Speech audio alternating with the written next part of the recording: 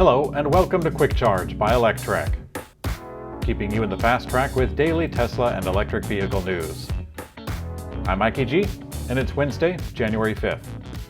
Tesla announced that it installed a new Supercharger station in Hawaii, meaning that the Supercharger network is now officially in all 50 states.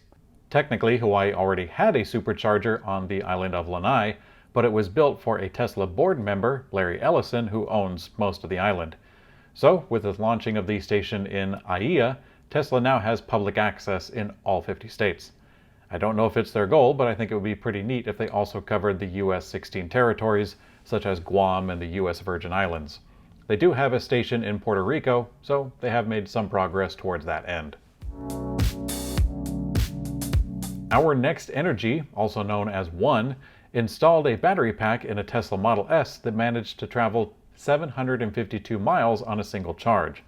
The Michigan-based battery technology company didn't explain much about the new pack, but after we asked them, they sent a little more detail, saying that it added about 9.8 kilowatt hours of energy density.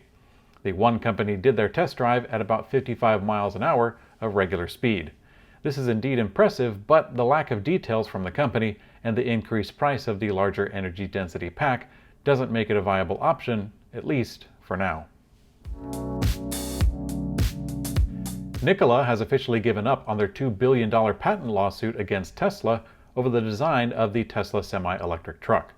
The patents are about simple features such as a mid-entry door, the general shape of the fuselage, and the windshield wrapping around the cabin.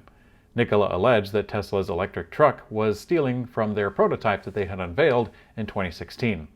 In a new joint filing in a federal court this week, Nikola agreed to drop the lawsuit, and Tesla dropped their counterclaim. After a few years of litigation, the result is a handful of well-paid lawyers. Chevrolet unveiled their Silverado EV, and here are the main features.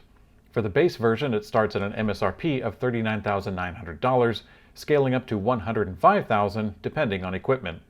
It has up to 664 horsepower, 780 pound-feet of torque, a 0 to 60 acceleration in less than 4.5 seconds, standard DC fast charging, bidirectional charging, up to 10.2 kilowatts of off-board power, 10,000 pounds of maximum trailering with up to 1,300 pounds of payload, optional Super Cruise autonomous driving, four-wheel steering capability, and General Motors expects 400 miles of range on a single charge. It's yet to be seen if the 400-mile range version requires an upgraded trim level or upgraded battery, such as what we saw from Ford just yesterday. Likely one of the more unique features of the Silverado EV is the Midgate, which allows for expanding room in the bed.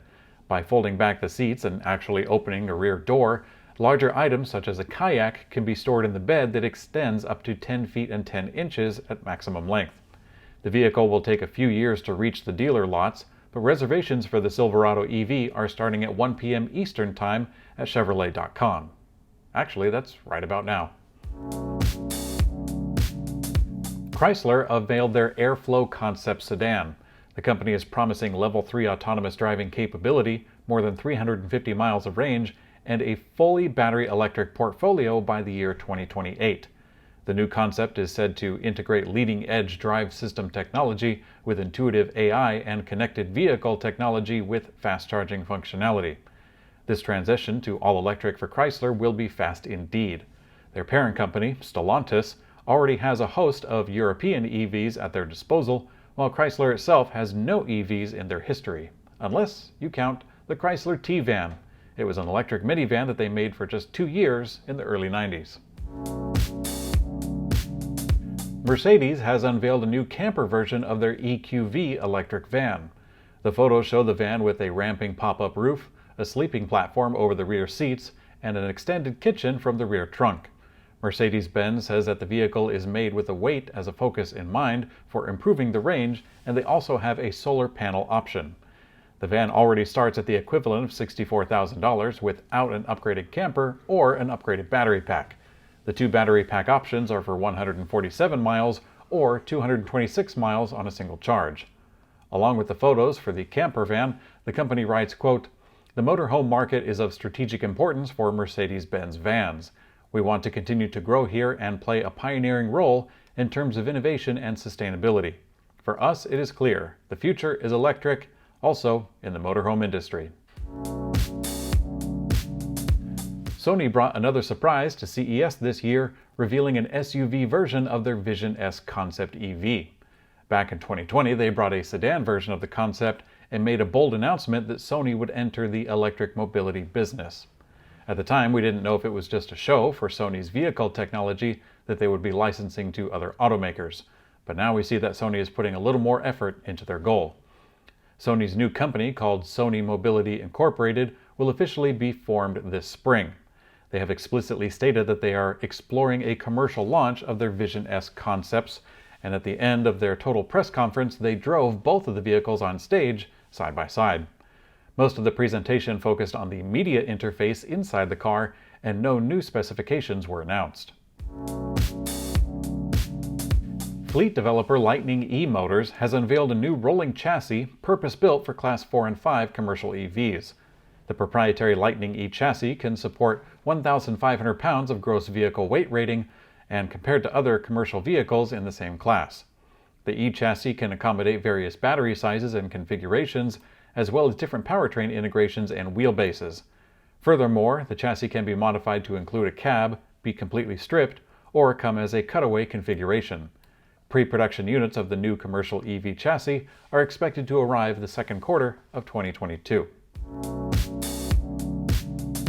REE Automotive announced the start of trials for their new EV platform specifically designed for commercial delivery vehicles and walk-in vans. The new platform will feature their REE corners and also their X-by-wire technology. This allows each wheel to move independently and offering enhanced driving dynamics and safety for the driver. The new P7, as it's called, is targeted towards the U.S. delivery market and was built using specifications from one of the world's largest delivery companies that REE did not name specifically. The P7 platform will begin trials in the UK and Tel Aviv and is targeted for a max range of 370 miles, a top speed of 80 miles an hour, and delivering a payload capacity of 8,800 pounds. The first prototype will arrive for customer evaluation this quarter. Thanks for watching Quick Charge by Electrek. We also have an audio version on your favorite podcast player. I'm Mikey G, and I hope you have a great day.